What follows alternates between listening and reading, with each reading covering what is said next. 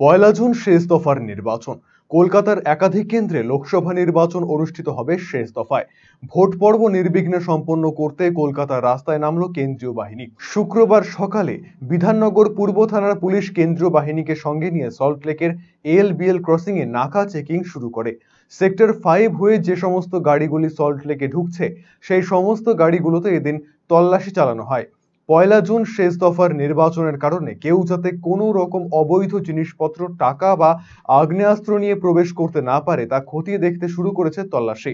পয়লা June শেষ দফার নির্বাচনের কারণে কেউ যাতে কোনো রকম অবৈধ জিনিসপত্র, টাকা বা আগ্নেয়াস্ত্র নিয়ে প্রবেশ করতে না পারে তা খতিয়ে দেখতে শুরু হয়েছে তল্লাশি।